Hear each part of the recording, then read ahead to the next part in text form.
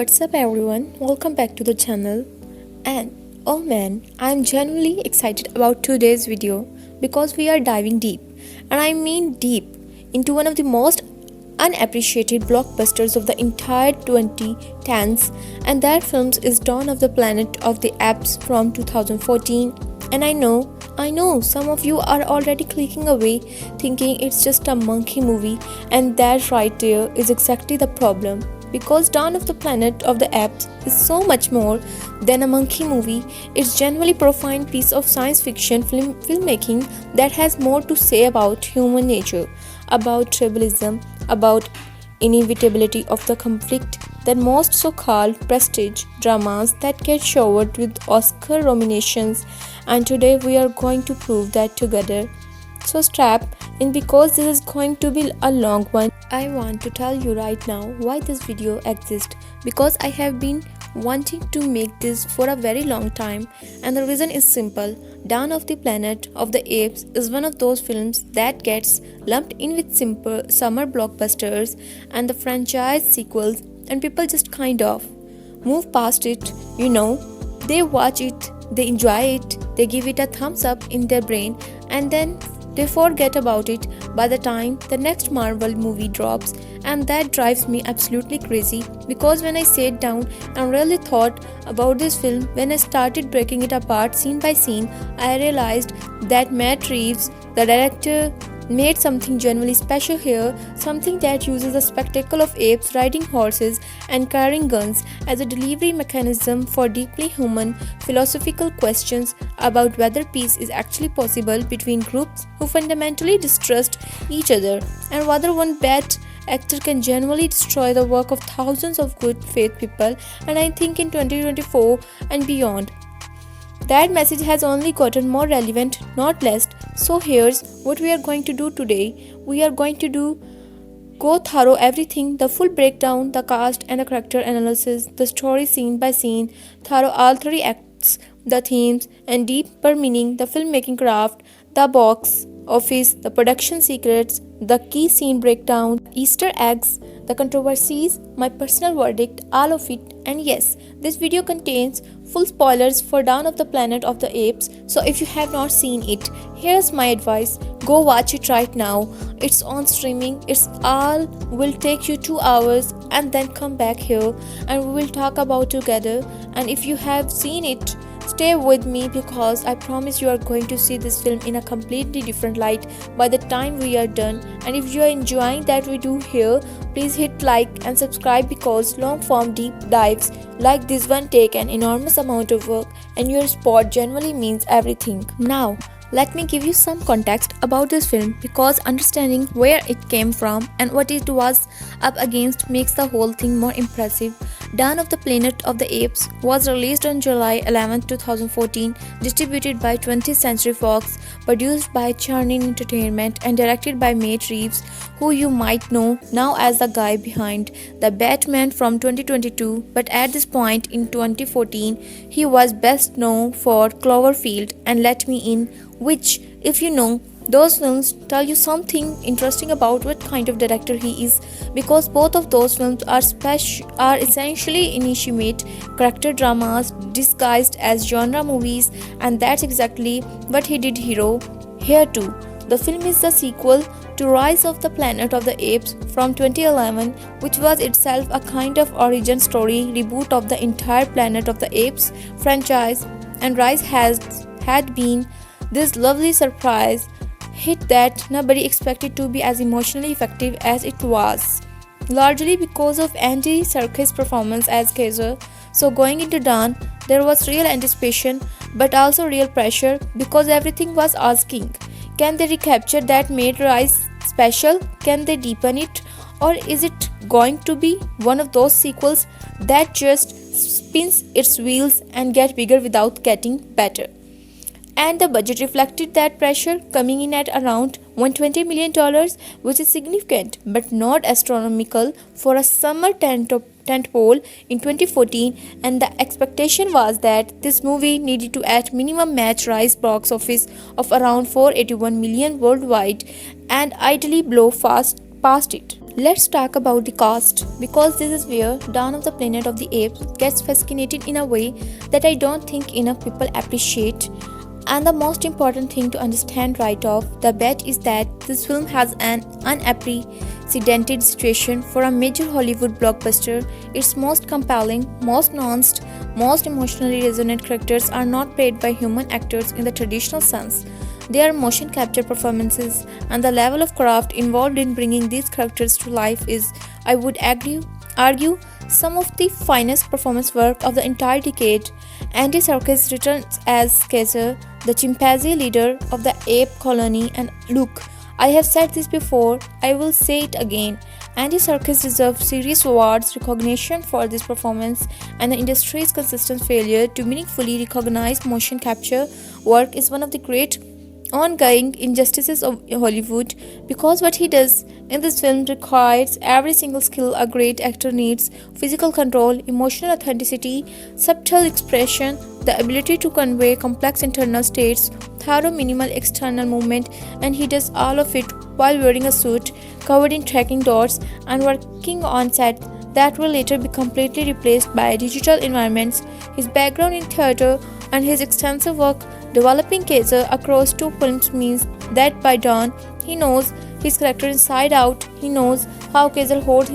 himself. He's uncertain how his jaw sets when he is angry but trying to control it, how his eyes soften when he looks at his son, and all of that comes through on screen in ways that are genuinely moving.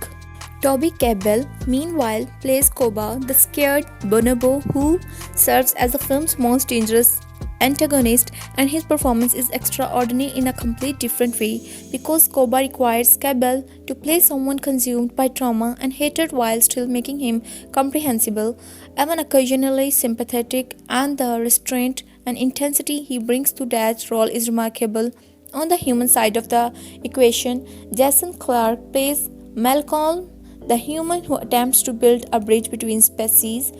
and Clarke is one of these actors who doesn't get nearly enough credit. He is extremely reliable dramatic performer who brings genuine warmth and intelligence to roles that could easily be bland. Audience surrogates Glary Oldman plays Dreyfus, the human leader who represents the harder edge perspective on the conflict, and while his role is relatively limited, Oldman does what Oldman does, which is make every second his screen count with that extraordinary intensity he carries. Carrie Russell plays Ellie, Malcolm partners, and she's good in a role that unfortunately doesn't give her a huge amount to do, which is one of the most film's genuine weakness that we will get into later. Kirk Akavanto plays Carver, the human whose fear and prejudice essentially lights a fuse on the central conflict, and he does excellent work making Carver genuinely unlikable without making him cartoony. Let me go deep on Kaiser because he deserves it. He really does, because Kaiser is one of the greatest protagonist constructions of 21st century in cinema, and I realize that's bold statement, but stay with me. What makes Kaiser work as a character is the fundamental tension at his core. He was raised by human, he loves human, particularly wrote man who raised him in rice, and that love shaped his entire moral framework and his belief that peaceful coexistence is possible. But he also leads apes, and he is apes. His primary responsibility is to his people, and those two things are in constant, painful tension throughout the entire film. His arc in Dawn is essentially about the shattering of naive optimism, about the moment when a leader has to confront the fact that good intentions and careful diplomacy are not always enough to prevent catastrophe. And Kaiser has to go through the absolutely devastating experience of nearly losing everything he built because he trusted, because he believed in the possibility of peace, and the film doesn't let him off the hook easily. It forces him to sit with the consequences of that trust being betrayed. His best moments in the film are the quieter ones, the scene where he tells Malcolm, I always think ape better than human. I see now how much like them we are, which is both this moment of greatest wisdom and his most heartbreaking realization, and that line is delivered by Serkis with such quiet devastation that it just destroys you, because Kaiser is not saying this with anger, he's saying it with grief. His worst moment, or rather the film's worst moment for him, is when he is shot by Koba and left for dead. Not because the story beat doesn't work, it absolutely works, but because it temporarily removes our most compelling character from the action and the film struggles a bit without him in the center of things. His arc from the beginning to the end is beautifully constructed. He starts as a confident, settled leader who has found peace, goes through betrayal and near death and the horror of seeing his people weaponized by someone he trusted, and ends in a place of profound, painful clarity, understanding that war is probably inevitable, but choosing to face that truth with dignity rather than bitterness. Now, Koba, and this is where it gets really interesting from a character construction standpoint, because Koba is one of the most effective cinematic antagonists of the decade, and the reason he works so well is that he is not wrong. Let me say that again. Koba is not wrong about human. Koba was subjected to horrific medical experimentation by humans. He was tortured. He carries literal scars all over his body from what humans did to him, and his hatred of humans is not irrational prejudice. It is entirely understandable response of a trauma survivor to the people who traumatized him. When Koba looks at Malcolm and Ellie and he sees potential enemies, that's not villainy, that's self-preservation instinct hardwired by repeated abuse. What makes him a villain is not his distrust of humans but his willingness to deceive Kaiser, to manipulate the apes he nominally serves, to start a war thorough false flag operations that cost ape lives, because his hatred has classified into something that can no longer distinguish between individual humans and the abstract category of human as enemy, and in that failure of nouns he becomes exactly what he claims to be fighting against, a creature of violence and domination. Toby Cabell plays this with incredible intelligence, giving Koba moments of genuine warmth with Kaiser early in the film that make his later betrayal that much more painful. And there's a scene where Koba performs a stupid ape routine for the human guards, deliberately playing dumb and harmless, that is chilling in what it reveals about how much calculation and intelligence and suppressed fury is running beneath his surface. The best villain moments are when he and Kaiser have their ideological confrontation, because both of them are making coherent arguments. Kaiser arguing for peace and coexistence, Koba arguing that humans have already proven what they are, and you genuinely feel the pull of both positions even as you understand one of them is leading toward catastrophe. As an antagonist, he is absolutely terrifying and absolutely earned. And the comparison that keeps coming to my mind is that he is like a broken mirror version of Kaiser. Same intelligence, same charisma, same capacity for leadership, but where Kaiser's experience with humans gave him hope, Koba's experience only gave him scars. The supporting cast deserves real attention too, starting with Maurice, the orangutan played in motion capture by Karen Conowell, who is simply one of the most beautiful supporting character presence in the film. Gentle, a wise figure who serves as a Kaiser's counselor and who has this extraordinary listlessness that makes every scene he is in feel grounded and peaceful, in contrast to the escalating tension around him. Maurice's relationship with the human boy Alexander is one of the film's most quietly affecting elements. This unexpected connection across species built on their shared love of books, and it does a lot of thematic work without ever feeling heavy-handed. Then there's Rocket, played by Terry Notary, Kaiser's old friend from Rise, who has grown into a loyal and capable lieutenant, and their friendship has this lovely established quality, like watching two people who have been through everything together and don't need to say much to understand each other. Blue Eyes, Kaiser's son, played by Nick Thurston, is another fascinating character because he represents the next generation, the apes who will inherit whatever world their parents build or destroy, and watching him navigate his loyalty to his father against his admiration for Koba is genuinely compelling coming-of-age material in the context of an apocalyptic science fiction film, which is a sentence I never expected to type. On the human side, Malcolm is a standout not because Clarke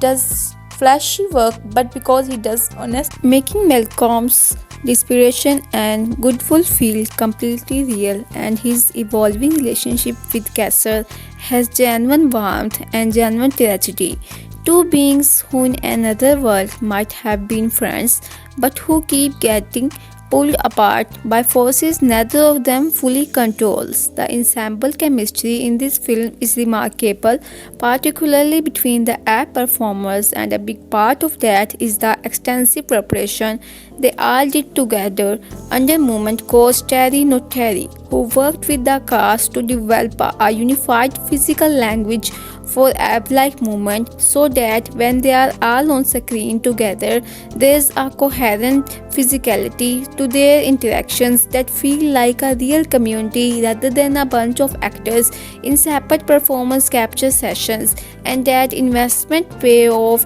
enormously in group scene where you can watch background apps interact with each other naturally, reinforcing the scene of a real society with its own dynamic and politics and relationships that exist beyond what the camera is primarily focused on. On the human side, the chemistry is more utilitarian than electric, which is actually fine because the human characters are essentially there to serve as mirrors and catalysts for the app story rather than to be equally compelling in their own right. And the film is smart enough to know that and keep the human drama appropriately subordinate to the app drama.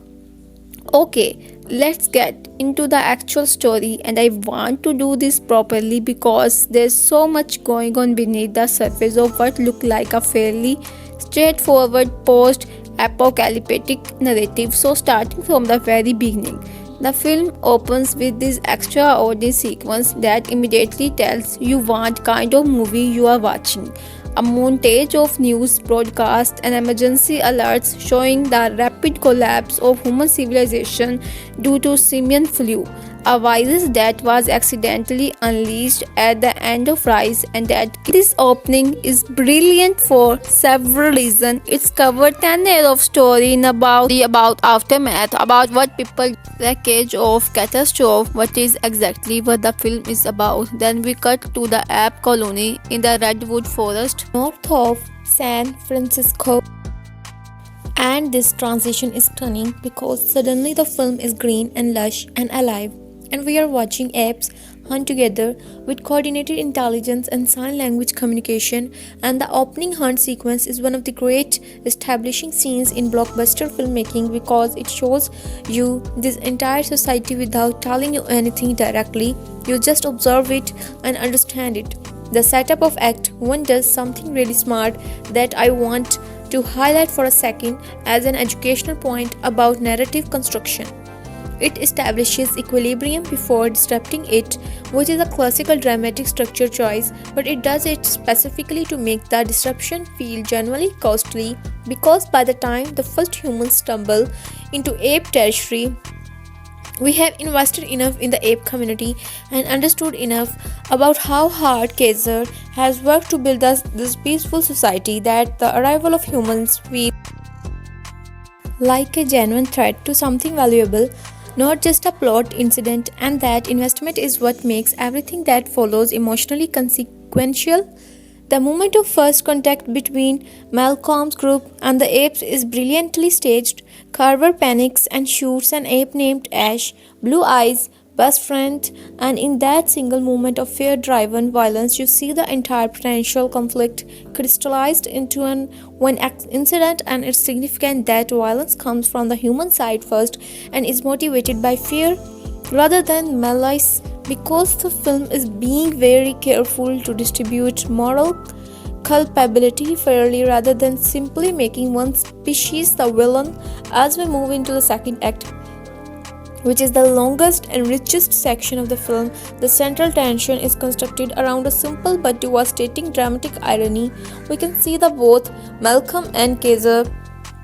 generally want the same thing: peaceful coexistence that allows both species to survive. and we can see the obstacles that keep them from achieving it, and those obstacles are not primarily the leaders themselves but people around them who cannot or won't trust. Koba on the ape side, Kawa and eventually Dreyfus on the human side, and the tragedy is watching two reasonable, good faith leaders have their efforts repeatedly undermined by the perfectly understandable fears and grievances of their respective communities. The dam subplot is the film's primary plot. In the second act, the humans need to get the hydroelectric dam in Ape territory working to restore power to their settlement, and the Malcolm negotiates with Kaiser for permission to attempt this. And this is smart storytelling because it gives both sides something concrete to work toward together and a practical project of mutual benefit that forces cooperation, and it creates a ticking clock because if the humans can't get the dam working, Dreyfus will authorize military action that will trigger exactly the war everyone is trying to avoid. What I love about the dam work sequence is how the film uses them to build genuine warmth between Malcolm groups and the ape community,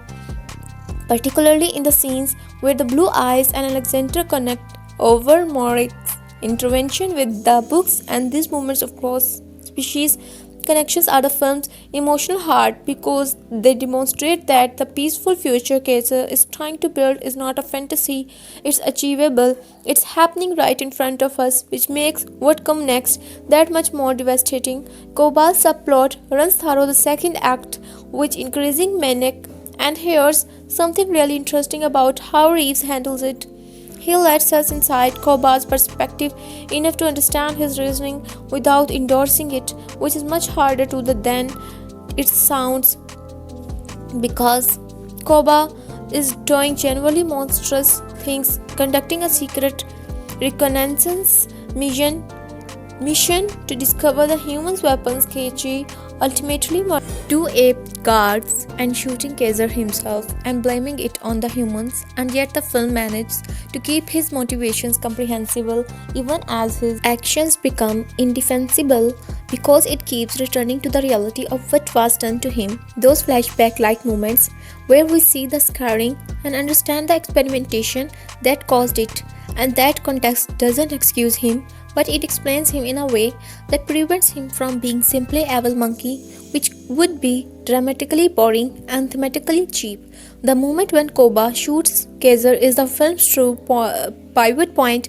It's turned from uneasy hope to impending catastrophe, and it's staged with real impact. Koba finds Kaiser alone on the scaffolding of the unfinished dam, and there's this brutal efficiency to what he does. He doesn't monologue, he doesn't posture, he just shoots him and let him fall, and then immediately goes to orchestrate the attack on the human settlement that will start the war, and the cold-bloodedness of it is genuinely shocking. The third act is where the film's chickens come home to roost, and I think it's where some viewers get slightly lost or feel like things move too fast, but I actually think the pacing in the final act is close to perfect for what the film is trying to do, because it's a story about how quickly everything can fall apart when it starts falling, how the momentum of violence carries its own terrible logic,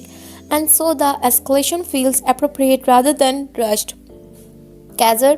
recovered from his gunshot wound with help from Malcolm and Ellie, who find him still alive, has to confront the full horror of what Koba has done in his team. The apes have attacked the human settlement, Dreyfus has sent for military reinforcements, and Koba has effectively seized control of the ape community through a combination of Kaiser's apartment death and manipulated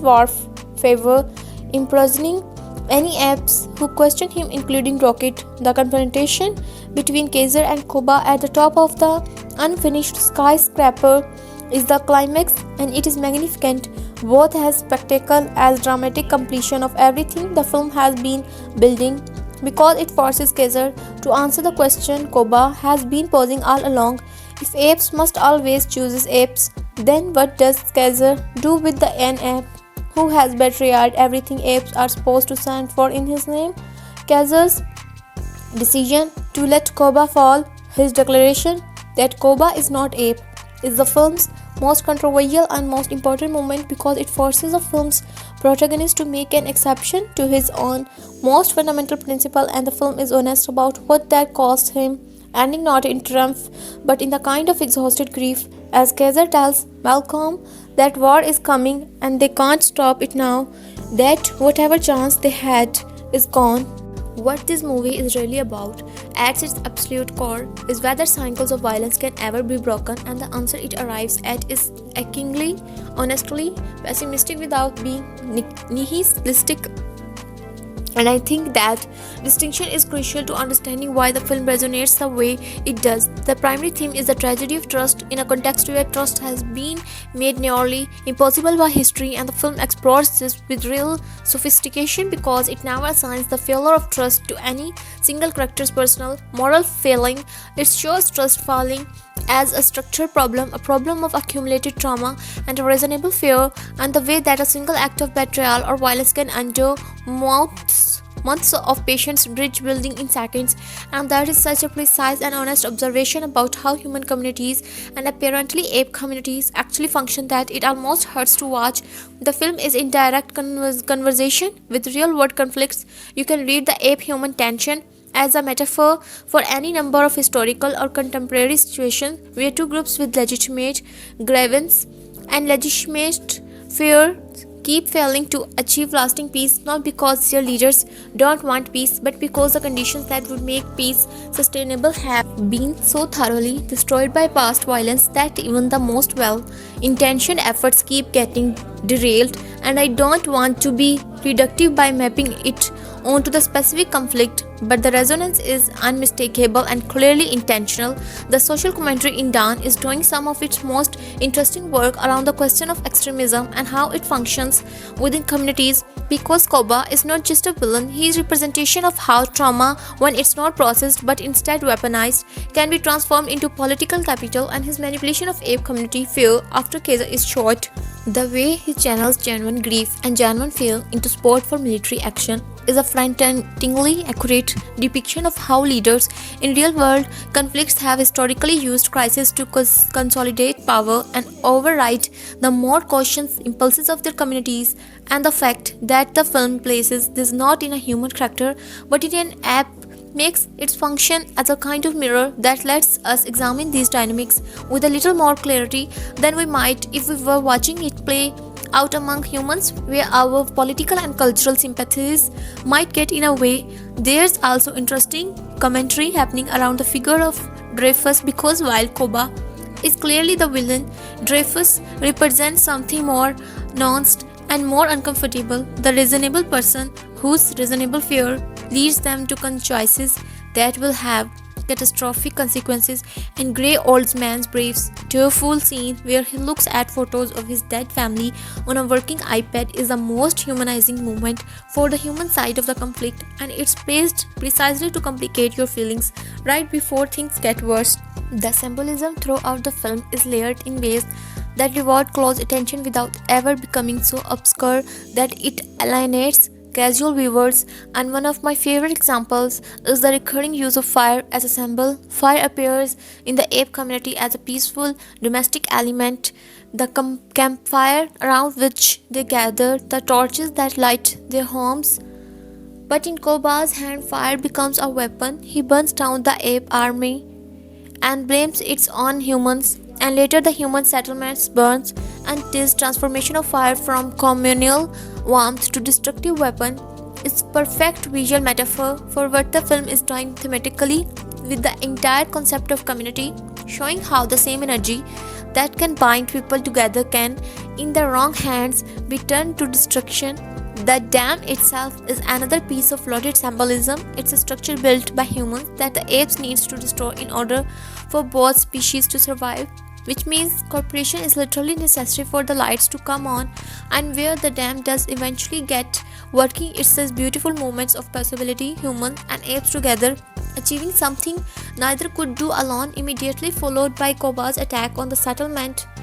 and the juxtaposition is devastating light and warmth and the possibility of peace being lit at exactly the moment that peace is being destroyed. The emotional core of the film is for me the relationship between Kaiser and Malcolm, and what's interesting about it is that it's friendship that never quite gets to fully form because the world won't let it, and the film uses that frustrated connection to do most of its emotional heavy lifting because every scene between these two characters carries the weight of what they could be to each other in a different world. Two intelligent, good-faith leaders who respect each other's capabilities and understand each other's constraints and want the same things. And the tragedy is not that they hate each other, but that they like each other, and it doesn't matter because history is bigger than individual goodwill. And if that doesn't make you emotional, then I don't know what to tell you. The film's most devastating emotional beat for me is that final conversation between Kaiser and Malcolm after the tower fight,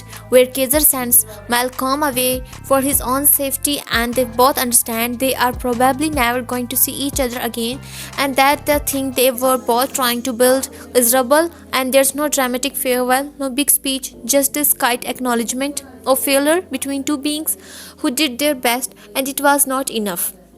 The direction by Matt Reeves, and I want to be precise about this career defining work in the very best sense because he takes a franchise sequel with blockbuster obligations and manages to make something that feels intimate and character driven without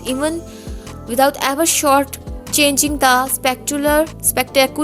elements that the audience paid for, and that the balance is generally difficult to achieve, and he achieves it consistently throughout the film's runtime. What distinguishes Reeves' approach from a more generic blockbuster director is his commitment to the perspective of his characters. He built his films visual language around point of view in a very deliberate way, keeping the camera close to faces during emotional moments so that every subtle expression registers, and then pulling way back for the action sequences to make them feel chaotic and overwhelming from the character's perspective. And this switching between intimate and epic scales is handled with real intelligence and craft. His best directorial choices are in the quieter scenes, the way he stages Kaiser's conversations with Koba early in the film, where you can feel the power dynamics and the simmering tension even through what are ostensibly warm interactions, the way he frames Kaiser's first sight of the burned ape armory and the dead ape guards and evidence of what Koba has done in his name, giving that moment of dining comprehension of the time and space its need to land fully. He came from horror and thriller backgrounds, and you can feel that in his understanding of how to build dread, how to make an audience tense before the violence arrives, so that when it does arrive, it hits harder. And the sequence where Koba assassinates the ape guards and the shoots Kaiser is horrifying, partially because of how cleanly and efficiently restages it with no unnecessary dramatic build-up, just the cold fact of the violence. Cinematographer Michel Serkis does extraordinary work on this film, and I want to spend a real minute on this because the real language of Dawn is genuinely sophisticated in ways that don't always get discussed. Serkis and Reeves make crucial choice to ground the visual palette in naturalistic desaturated colors for the ape world, lots of greens and grays and browns, which gives the ape sequence a documentary adjacent quality that makes them feel real rather than fantastic, while the human settlement has warmer but grimmier tones, fluorescence and firelight, and the desperate warmth of a civilization trying to hold itself together. And these two color palettes bleeding into each other in the scenes where humans and apes interact creates a visual metaphor for the cultural collisions at the story hearts. The camera movement is particularly impressive. There's a long tracking shot that follows Koba through the human settlement on his reconnaissance mission. That is one of the great cinematic single shots of 2015, not because it's showing off, but because the continuous movement creates a specific quality of watchfulness and the stealth that makes you feel like you are moving through dangerous territory with Koba. And that immersive quality is exactly right for that scene. The wide shots in the redwood forest establishing the ape community's homes and the way of life are genuinely beautiful. And there is one specific shot of the apes moving through the trees against the backdrop of the setting sun that I genuinely consider one of the most compositionally beautiful images in the blockbuster cinema of the decade. Michel Giacchino's score for this film is, I would argue, one of his finest works in a career full of fine works. And here's the things about Giacchino that not enough people Hollywood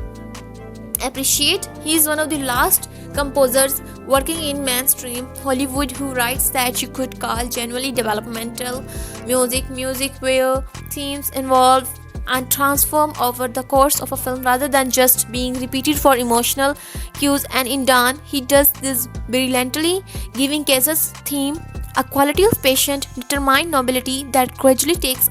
on more minor key weight as the film progresses,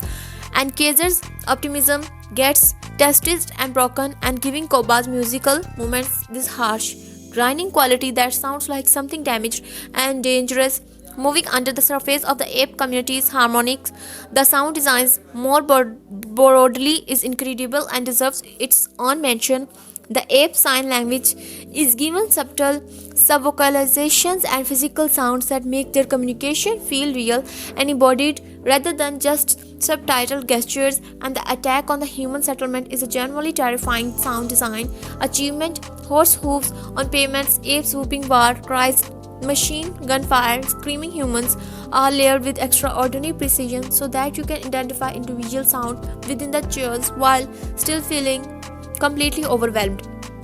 The screenplay, written by Mark Bomback, Rick Jaffa, and Amanda Silver, is doing a lot of heavy lifting in terms of structural sophistication, and I think it deserves more credit than it typically gets, because writing a film where the most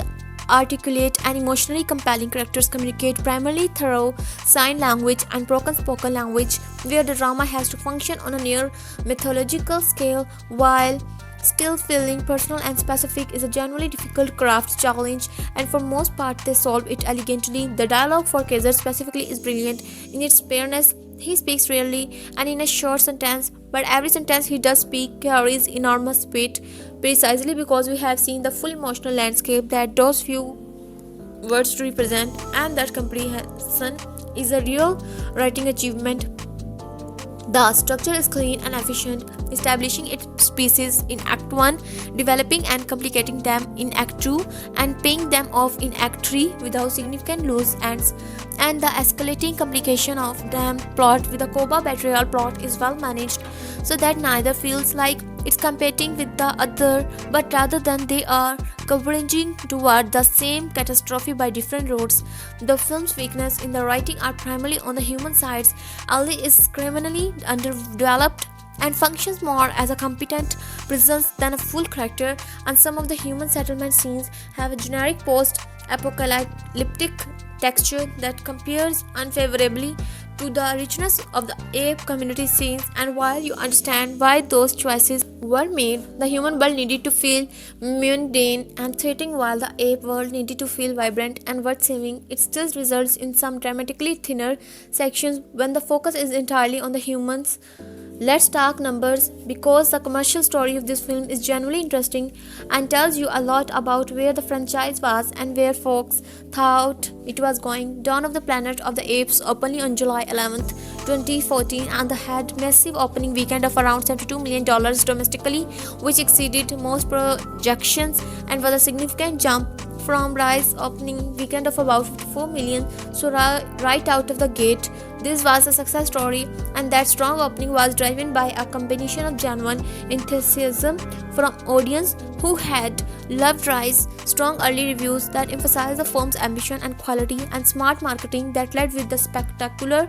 visual of apes on horseback, which is one of those images that just demands attention. The film held reasonably well in subsequent weekends, demonstrating the strong word of mouth that comes from audiences generally being moved by something rather than just being impressed by it. And it finished its domestic run with around $208 million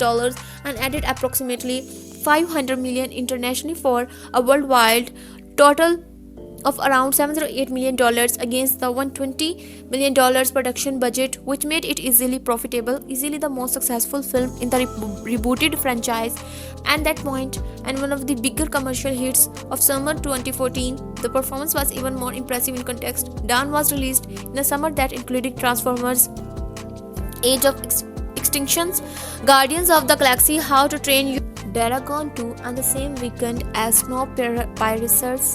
with wide release, so it was not like the competition was thin. It was a crowded and competitive marketplace, and Dawn absolutely held its own on strength of genuine quality rather than brand recognition alone. The critical reception was exceptional, with Dawn landing a 91% on Rotten Tomatoes from critics and an 89% audience score, which is remarkable consensus for a blockbuster, and particularly for a franchise sequel in a summer crowded with franchise product. And the critical consensus basically said this is better than it has any right to be. It's a thoughtful, emotionally resonant science fiction film with outstanding performances and genuine thematic ambition, and those reviews were not wrong. Critics universally praised Andy Serkis and Toby Cabell's motion Wrong. Critics universally praised Andy Serkis and Toby Cabell's motion capture performances and the visual effects, the direction, and the film's willingness to be genuinely dark and complicated rather than resolving into a feel-good ending. And the criticism was primarily aimed at the human characters being less compelling than the ape character, which is a valid and fair point, but also kind of incredible as a criticism when you think about it, because having your human character be the weak link in the film about apes is an extraordinary inversion of expectations. The film receives numerous end-of-year mention on the best film lists and some specific technical nominations and awards, though it was largely overlooked at the major ceremonies in the way that genre films, however good, typically are in a Hollywood awards ecosystem. The audience reaction went beyond the scores and the tracking numbers to create something more durable, which is genuine critical reassessment over time. And what's interesting about Dawn specifically is that it's one of those films whose reputation has only grown since its release. It's become a touchstone of actually good blockbusters, a film that people reference when they are trying to argue that mainstream commercial cinema can be genuinely ambitious and emotionally sophisticated. And you see it cited in those kinds of conversations constantly, which tells you something about its cultural staying power. The apes on horseback image became genuinely iconic immediately, showing up in cultural references and parodies, and the kind of knowing shorthand that people use when they want to invoke a specific kind of unexpected cinematic quality, like, oh, you have seen Dawn of the Planet of the Apes? Then you know that something that looks absurd on a paper can be absolutely devastating on screen, and that conversation of potential absurdity in a genuine power is maybe the film's greatest single achievement. The behind-the-scenes story of this film is fascinating because it involves solving a number of significant technically and logistical challenges that had not been fully resolved here, and the solutions the production found push the technology of performance capture filmmaking meaningfully forward. The most significant challenge was shooting performance capture on location rather than in a controlled studio environment, because all of the ape colony scenes needed to be set in the real redwood forest of northern California, and the ape performance needed to interact with real natural environments rather than being confined to motion capture stages. And this meant developing new portable performance capture equipment that could work outdoors in variable lighting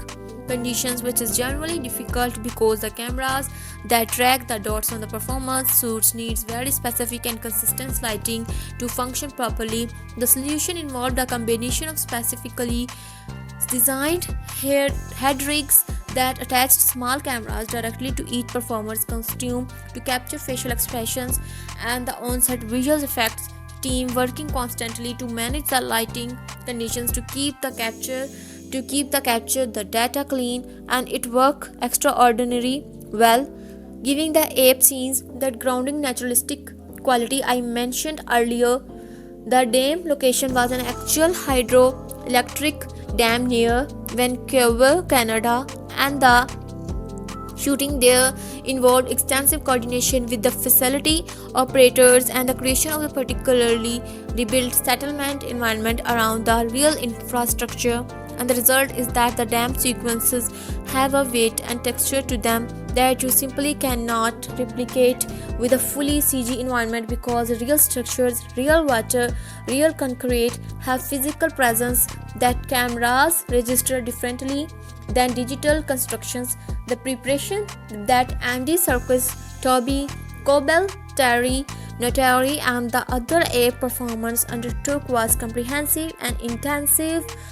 They spent months studying primate movement and behavior, both thorough video research and thorough actual visits to sanctuary. The most persistent controversy around Dawn of the Planet of the Apes is actually a philosophical one rather than a production drama, and it's a controversy about what the film is saying, specifically about whether its central message is genuinely pessimistic about the possibility of peace or whether it's saying something more nuanced about the specific conditions under which peace fails. And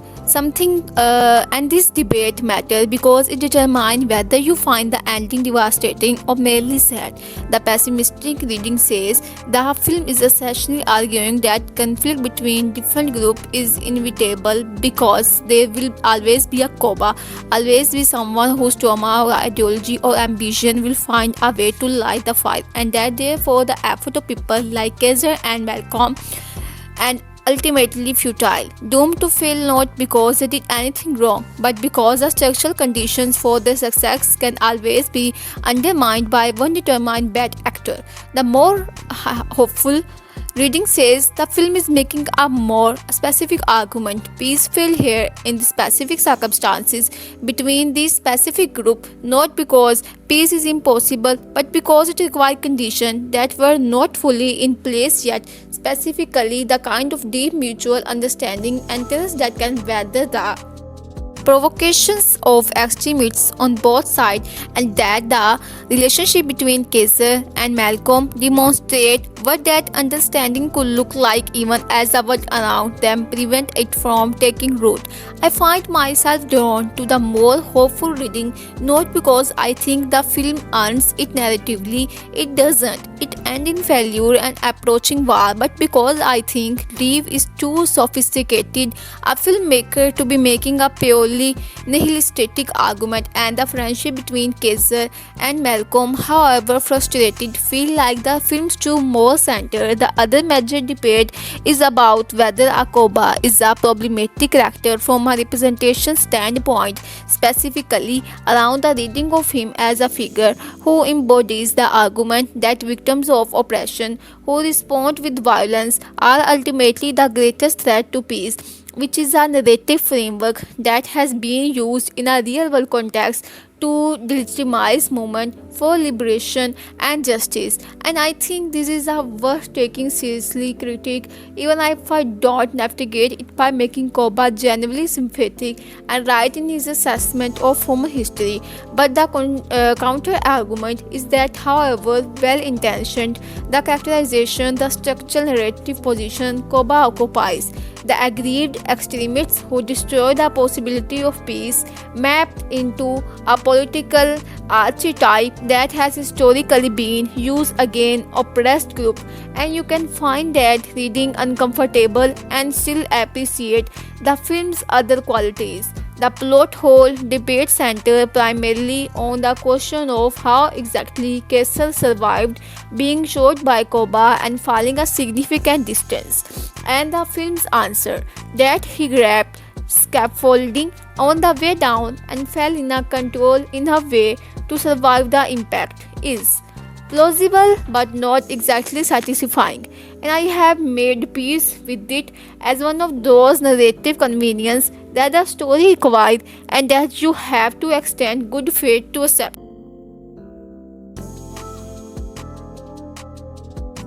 What absolutely blew me away about this film, and I mean genuinely shocked me in the best possible way, because I had moderate expectations going in thinking it was going to be a technically impressive but somewhat hollow sequel, is the emotional honesty at its center, specifically the film's refusal to offer fast comfort at any point in the story, the commitment to following its own logic wherever it's lead, even when the leads to dark darkness and failure, and I find that quality extremely rare in blockbuster filmmaking and extremely valuable because so many films at this budget level and with this franchise obligation feel the pull toward isolation and triumph and give it into it at the cost of their own thematic integrity, and Dawn does not do that. It sits with its tragedy and asks you to sit with it too. And I find that respect for the audience's ability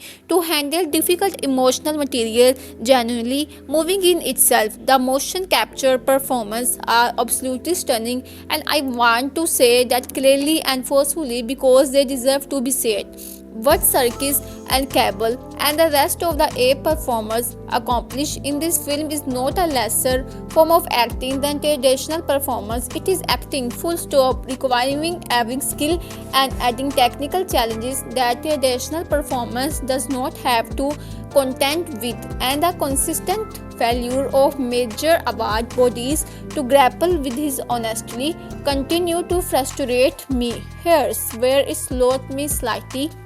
and I want to be honest about this because the film deserved honesty as much as it deserved praise. The human characters are genuinely the film's weakest element, not because the actors are bad, but because the screenplay simply does not invest in them the way it invests in the apes. And this creates a lopsided quality to the emotional experience where you are fully deeply invested in Kesar's story and his community and the Koba conflict, and then the film cuts back to the human settlement and you are watching perfectly competent actors doing perfectly competent work in a narrative strand that feels thinner and less surprising than everything happening on the app side of the story.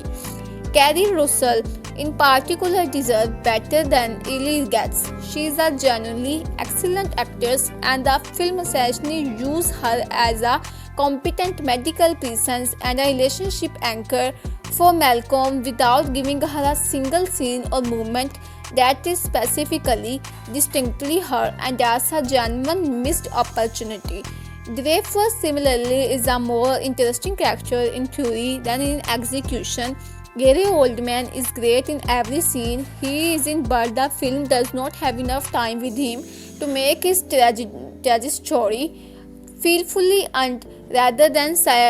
schematic. My top moments that I can't stop thinking about: Cass's first emergence from the treehouse into the ape community's morning ritual, establishing the world with such gorgeous confidence. Koba's guard killing sequence for its chilling revelation of what's been happening beneath the surface. The dam lighting up and the brief, fragile peace it represents. Cass's not apt declaration, which I find both heroic and heartbreaking simultaneously, and the final shot of Cass watching the approaching human military helicopter with this expression of absolute clarity and absolute sorrow, knowing exactly what's coming and having no way to prevent it, which is one of the great final images in blockbuster cinema. In 10 years, we are remember Dawn of the Planet of the Apes as a film that proved definitely that motion capture performance has arrived as a legitimate major cinematic art form, and that proved will matter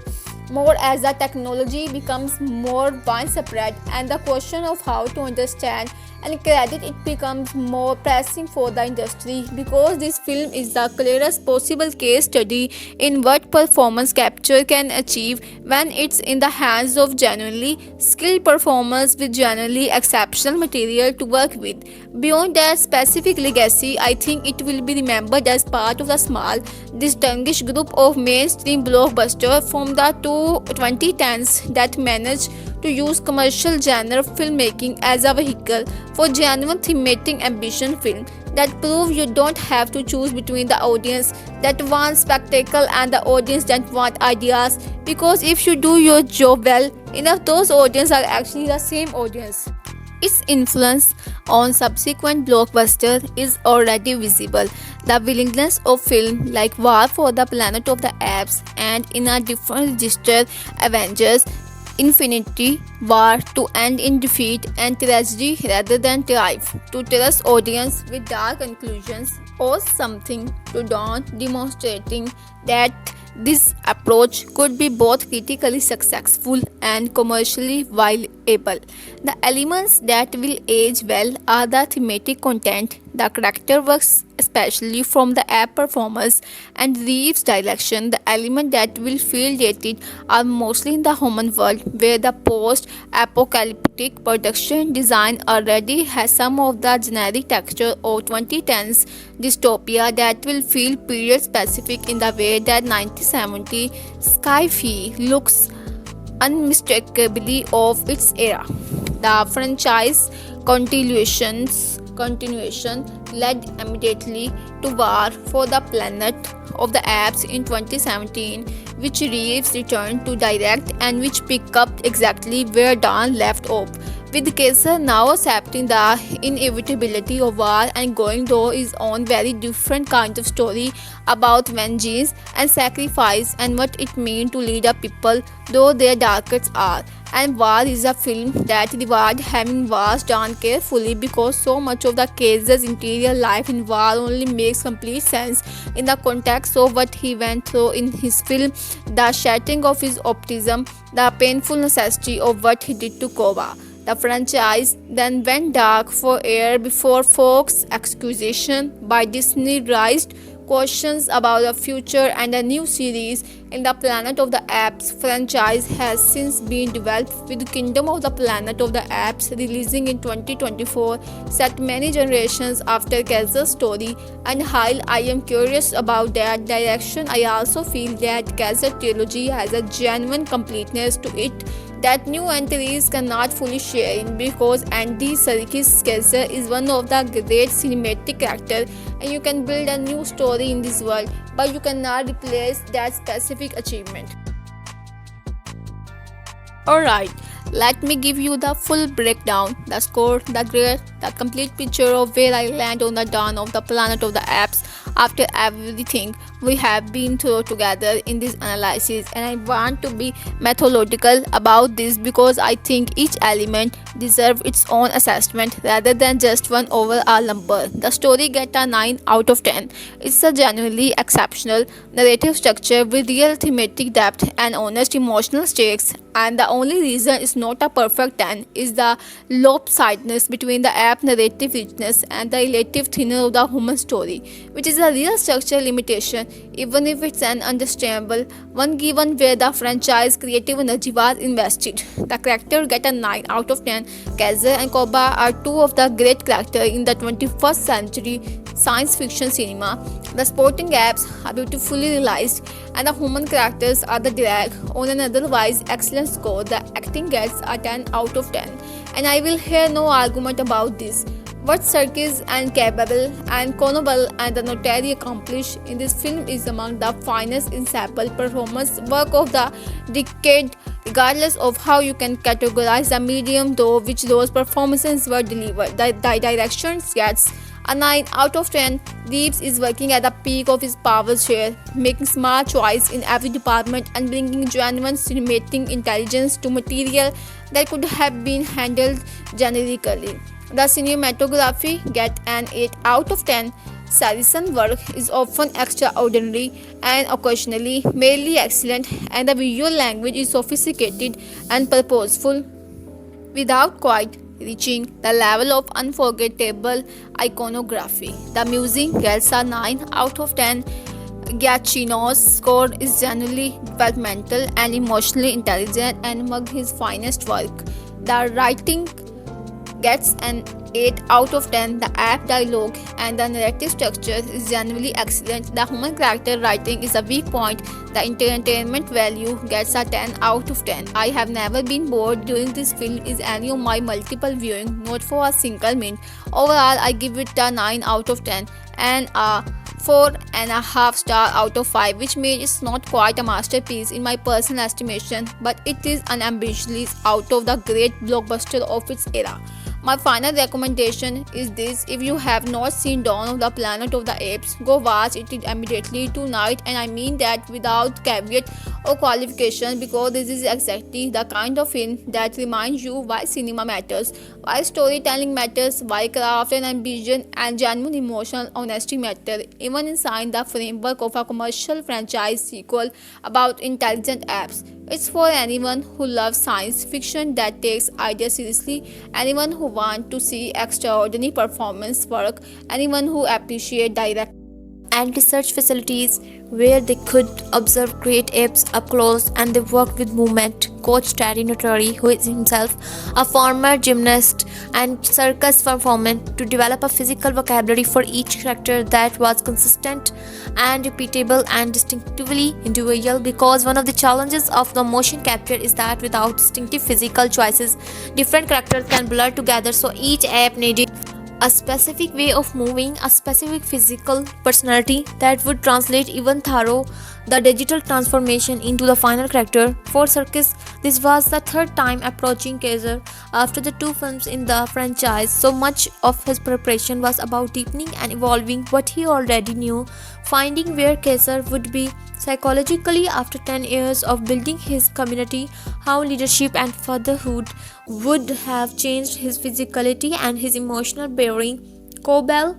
approaching Koba Fresh did extensive research into the behavioral science of PTSD and trauma responses in primates specifically, which is part of why Koba's paranoia and aggression feel so authentic and grounding rather than generically villainous. Within the rebooted Planet of the Apes franchise that began with Rise in 2011, Dawn occupies a very specific and very interesting position. It's the middle chapter. Unlike all great middle chapters from The Empire Strikes Back to the Two Towers, it has the freedom of not needing to establishing an origin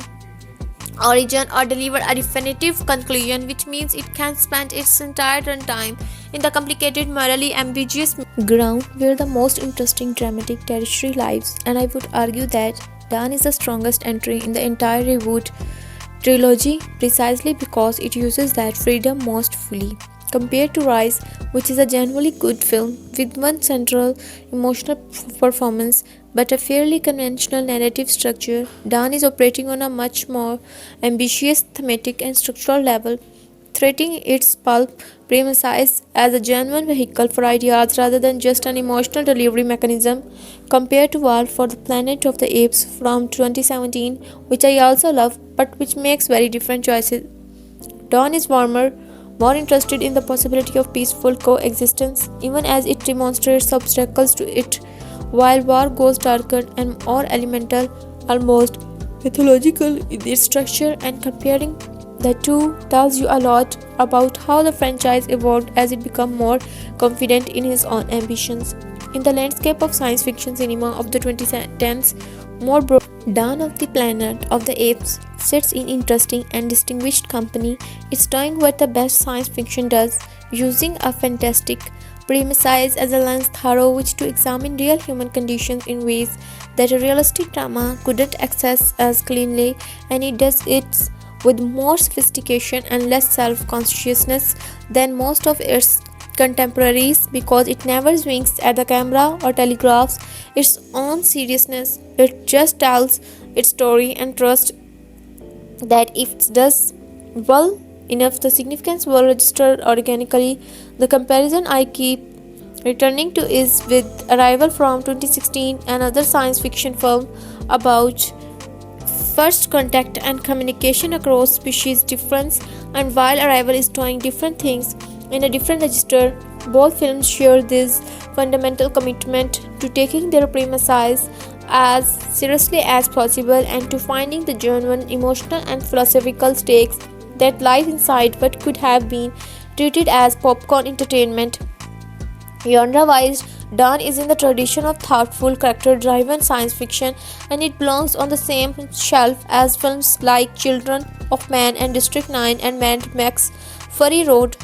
Films that prove you don't have to choose between commercial appeal and genuine cinematic ambition. Let me break down some specific scenes because there are sequences in this film that I think deserve very careful examination, starting with the opening hunt sequence, which runs for about 6 minutes and is the most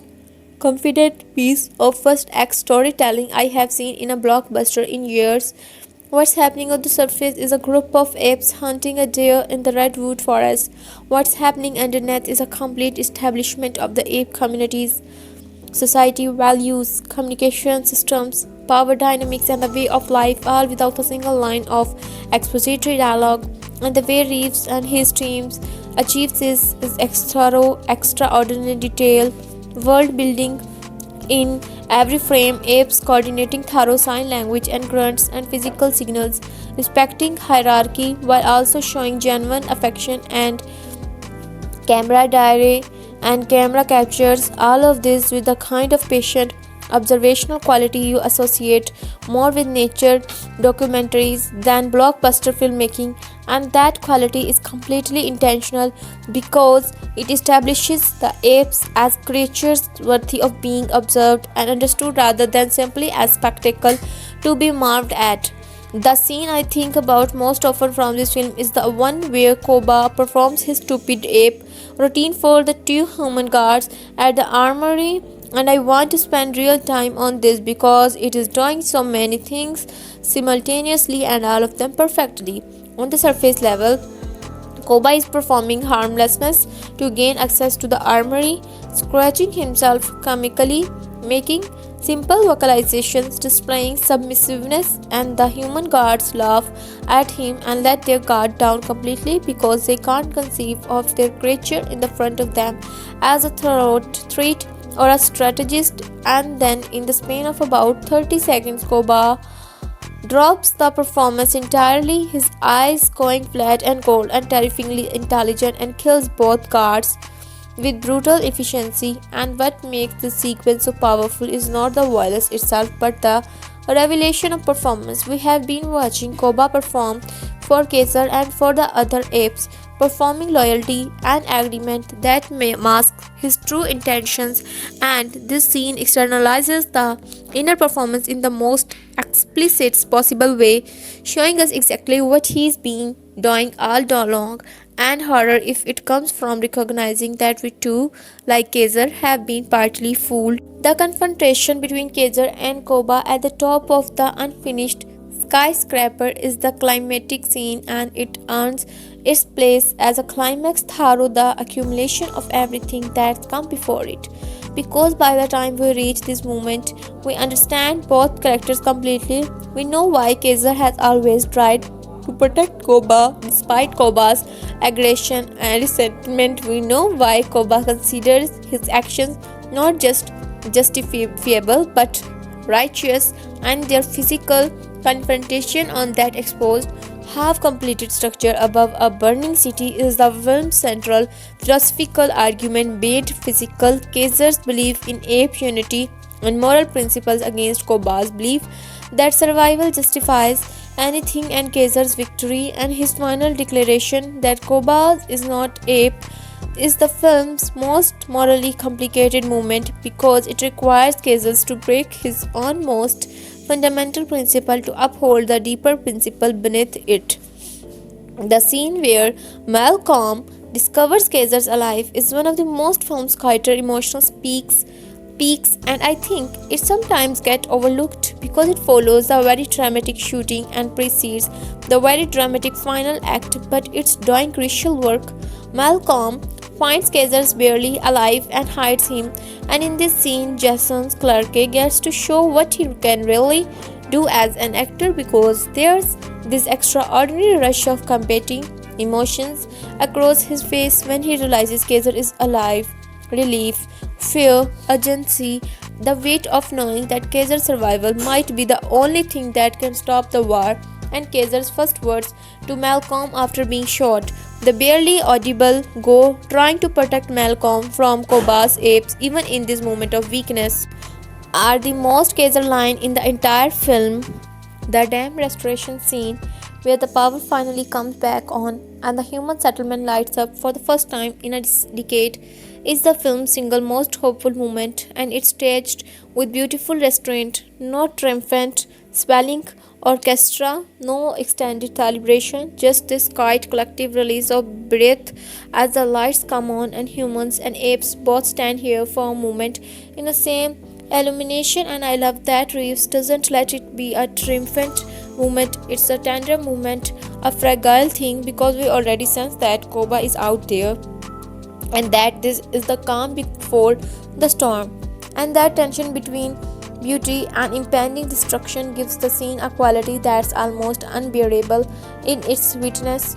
There are some genuinely rewarding details in this film that reward close attention, and one of my favorites is in the ape community's home tree structures. Look carefully at the carvings and paintings that decorate these spaces, and you will find pictographic records of the apes community's history, scenes depicting Caesar's rise, the exodus from San Francisco, the early days of the colony, and these decorations establish that the apes have already begun creating their own historical mythology, which is a kite piece of world building that tells you everything about the depth of civilizations they have built. The film also contains several direct visual callbacks to the original 1968 Planet of the Apes, most notably in the final moments that mirror the contemplative quality of Charlton Heston's beach scene with Kaiser looking out at the horizon, understanding that the world he is known is ending and something darker is coming. And if you know the original film, you feel the weight of that callback immediately. There's a scene early in the film where Malcolm's son Alexander is reading a graphic novel version of the Hunger Games in the abandoned human settlement, which is a fun bit of post apocalyptic irony and a note to the dystopian zeitgeist of 2014 young adult fiction, but also a subtle character note about Alexander that tells you he's someone who processes difficult realities. Tharo's stories, which connects to his later bond with Morais over books, the moment when Koba passes to human guards while riding Tharo the human settlement on horseback and gives them a casual wave, is such a perfectly staged dark comedy beat that it feels almost improvised, but the precision of Cabell's performance suggests it was very carefully calibrated. Some fascinating production trivia: director Matt Reeves was actually not the original director on the project. Rupert Wyatt, who directed Rise, was initially set to return for the sequel but left due to scheduling conflicts and creative differences. And while I have no doubt Wyatt would have made a good film, the things that make Dance specifically great, the intimate character focus, the commitment to the ape perspective, the willingness to let scenes breathe, we feel very much like Reeves' particular sensibilities. So, in retrospect, it's hard to imagine the film being better with a different director. The original screenplay went through significant development before the final version was shot, with various iterations exploring different aspects of the human ape conflict, and the decision to essentially sideline the human military threat until the very end, focusing the main antagonism on Koba forum within the ape community, was a development that came relatively late in the writing process and is, I think, the single most important structural decision in the film, because it prevents the human ape conflict from being too simple and forces the story to be about internal betrayal rather than external threat. The most persistent controversy around Dawn of the Planet of the Apes is actually a philosophical one rather than a production drama, and it's a controversy about what the film is saying, specifically about whether its central message is genuinely pessimistic about the possibility of peace or whether it's saying something more nuanced about specific conditions under which peace fails. And this debate matters because it determines whether you find the ending devastating or merely sad. The pessimistic reading says that the film is essentially arguing that the conflict between three different groups is inevitable because There will always be a Koba, always be someone whose trauma or ideology or ambition will find a way to light the fire, and that therefore the efforts of people like Kaiser and Malcolm are ultimately futile, doomed to fail not because they did anything wrong, but because the structural conditions for their success can always be undermined by one determined bad actor. The more hopeful reading says the film is making a more specific argument. Peace failed here in these specific circumstances between these specific groups, not because peace is impossible, but because it requires conditions that were not fully in place yet, specifically the kind of deep mutual understanding and trust that can weather the provocations of the extremists on both sides, and that the relationship between Kaiser and Malcolm demonstrates what that understanding could look like even as the world around them prevents it from taking roots. I find myself drawn to the more hopeful reading, not because I think the film earns it narratively, it doesn't, it ends in failure and approaching war, but because I think Reeves is too sophisticated a filmmaker to be making a purely nihilistic argument, and the friendship between Kaiser and Malcolm, however frustrated, feels like the film's true moral center. The other major debate is about whether Koba is a problematic character from a representation standpoint, specifically around the reading of him as a figure who embodies the argument that victims of oppression who respond with violence are ultimately the greatest threat to peace, which is a narrative framework that has been used in a real world context to delegitimize movements for liberation and justice. And I think this is a worth taking seriously critique, even if I don't ultimately find it disqualifying. The film is aware of this tension and tries to navigate it by making Koba genuinely sympathetic and right in his assessment of human history, but the counter argument is that however well intentioned the characterization, the structural narrative position Koba occupies, the aggrieved extremist who destroys the possibility of peace, maps onto a political archetype that has historically been used against oppressed groups, and you can find that reading uncomfortable and still appreciate the film's other qualities. The plot hole debate centers primarily on the question of how exactly Kaiser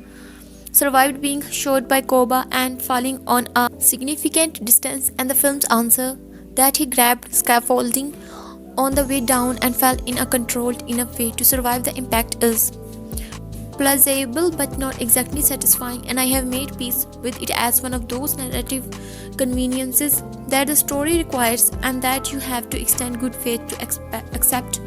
What absolutely blew me away about this film, and I mean genuinely shocked me in the best possible way, because I had moderate expectations going in thinking it was going to be a technically impressive but somewhat hollow sequel, is the emotional honesty at its center, specifically the film's refusal to offer false comfort at any point in its story, the commitment to following its own logic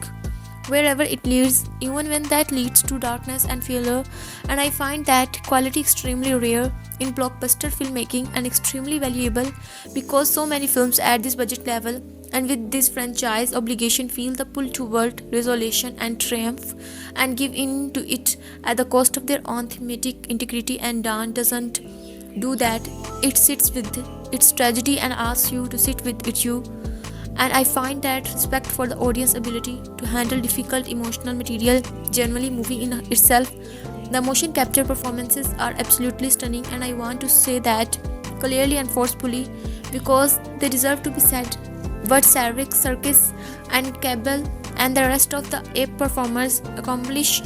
in this film is not a lesser form of acting than traditional performance. It is acting full. Traditional performance doesn't have to contend with and the consistent failure of major awards bodies to grapple with this honestly continues to me. Here's where it lost me slightly, and I want to be honest about this because the film deserves honesty as much as it deserves praise. The human characters are generally the film's weakest element, not because the actors are bad, but because the screenplay simply does not invest in them the way it invests in the apes, and this creates a lopsided quality to the emotional experience where you are fully, deeply invested in Kaiser's story and his community and the Koba conflict, and then the film cuts back to the human settlement, and you are watching competent actors doing perfectly competent work in a narrative strand that feels thinner and less surprising than everything happening on Ape side of the story. Carrie Russell in particular deserves better than Ellie gets. She is genuinely excellent actress, and the film essentially uses her as a competent medical presence and the relationship anchor for Malcolm without giving her a single scene or moment that is specifically distinctively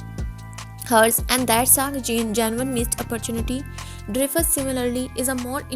interesting character in the theory than in execution. Gary Oldman is great in every scene he's in, but the film doesn't have enough time with him to make his trajectory feel fully earned rather than cinematic. My top moments that I can't stop thinking about: Kaiser's first emergence from the treehouse into the ape community's morning ritual, establishing the world with such gorgeous confidence. Koba's guard killing sequence for its chilling revelation of what's been happening beneath the surface. The dam lighting up and the brief, fragile piece it represents. Kaiser's not ape declaration, which I find both heroic and heartbreaking simultaneously, and the final shot of Kaiser watching the approaching human military helicopters with this expression of absolute clarity and absolute sorrow, knowing exactly what's coming and having no way to prevent it, which is one of the great final images in blockbuster cinema. In 10 years, we will remember Dawn of the Planet of the Apes as the film that proved definitively that motion capture performance had arrived as a legitimate major cinematic art form, and that proof will matter more as the technology becomes more widespread and the question of how to understand and credit it becomes more pressing for the industry, because this film is the clearest possible case study in what performance capture can achieve when it is hands of genuinely skilled performance with genuinely exceptional material to work with. Beyond that specific legacy, I think it will be remembered as part of a small, distinguished group of mainstream blockbusters from the 2010s that managed to use commercial genre filmmaking as a vehicle for genuine thematic ambition. Films that prove you don't have to choose between the audience that wants spectacle and the audience that wants ideas, because if you do your job well enough, those audiences are actually the same audience. Its influence on subsequent blockbusters is already visible. The willingness of films like War for the Planet of the Apes and in a different registers, Avengers Infinity War to end in defeat and tragedy rather than triumph, to trust audiences with the dark conclusions, or something to Dawn, demonstrating that this approach could be both critically successful and commercially viable. The elements that will age well are the thematic content, the character work, especially from the ape performance, and Reeves' direction. The elements that will feel dated are mostly in the human world, where the post-apocalyptic production design already has some of the generic texture of 2010s dystopia that will feel period specific in the way that 1970s science fiction looks unmistakably of its era. The franchise continuation led immediately to War for the Planet of the Apes in 2017, which Reeves returned to direct and which picked up exactly where Dawn left off, with Kaiser now accepting the inevitability of war and going through his own very different kind of story about vengeance and sacrifice and what it means to lead a people through their darkest hour. And War is a film that rewards having watched Dawn carefully, because so much of Kaiser's interior life in War only makes complete sense in the context of what he went through in this film. The shattering of his optimism, the painful necessity of what he did to Koba. The franchise then went dark for years before Fox acquisition by Disney raised question about the future, and a new series in the Planet of the Apes franchise has since been developed, with Kingdom of the Planet of the Apes releasing in 2024, set many generations after Kaiser's story. And while I am curious about that direction, I also feel that Kaiser's trilogy has a genuine completeness to it that new entries can't fully share in, because Andy Serkis' Kaiser is one of the great cinematic characters, and you can build a new story in this world, but you can't replace a specific environment achievement. Alright, let me give you the full breakdown, the scores, the grades, the complete picture of where I land on Dawn of the Planet of the Apes. After everything we have been thorough together in the analysis, and I want to be methodical about this because I think each element deserves its own assessment rather than just one overall number. The story gets a 9 out of 10. It's genuinely exceptional narrative structure with real thematic depth and honest emotional stakes, and the only reason it's not a perfect 10 is the lopsidedness between the ape narrative richness and the relative thinness of the human story, which is a real structural limitation, even if it's an understandable when given where the franchise creative energy was invested. The characters get a 9 out of 10. Gazette and Koba are two of the great characters in 21st century science fiction cinema. The sporting apes are beautifully realized, and the human characters are the Drake on an otherwise excellent score. The acting gets a 10 of 10, and I will hear no arguments about this. What Serkis and the Cable and Knovel and Notary accomplished in this film is amongst the finest ensemble performance work of the decade, regardless of how you categorize the medium thorough which those performances were delivered. The direction gets a 9 out of 10. Reeves is working at the peak of his powers here, making smart choices in every department and bringing genuine cinematic intelligence to material that could have been handled generically. The cinematography gets an 8 out of 10. Serkis' work is often extraordinary and occasionally merely excellent, and the visual language is sophisticated and purposeful without quite reaching the level of the unforgettable iconography. The music gets a 9 out of 10. Gaetano's score is genuinely developmental and emotionally intelligent and among his finest work. The writing gets an 8 out of 10. The ape dialogue and narrative structure is genuinely excellent. The human character writing is the weak point. The entertainment value gets a 10 out of 10. I have never been bored during this film in any of my multiple viewings, not for a single minute. Overall, I give it a 9 out of 10 and an A, 4 and a half stars out of 5, which means it's not quite a masterpiece in my personal estimation, but it is unambiguously one of the great blockbusters of its era. My final recommendation is this: if you have not seen Dawn of the Planet of the Apes, go watch it immediately tonight, and I mean that without caveat or qualification, because this is exactly the kind of film that reminds you why cinema matters, why storytelling matters, why craft and ambition and genuine emotional honesty matter, even inside the framework of a commercial franchise sequel about intelligent apes. It's for anyone who loves science fiction that takes idea seriously, anyone who wants to see extraordinary performance work, anyone who appreciates directing that serves a story rather than showing off, and anyone who doesn't mind, in fact who appreciates a film that ends in pain rather than triumphs because it's trying to tell the truth about something real. The rewatchability is extremely high. I have seen this film 4 or 5 times and discovered new things in it each time, which is a mark of genuinely layered filmmaking. At the end of the day, Dawn of the Planet of the Apes is a film that did exactly what it set out to do and then went further than that, and in doing so it made a genuine contribution to the art form, and those contributions are worth celebrating and examining the returning to, which is exactly what we have been doing today. Thank you so much for spending this time with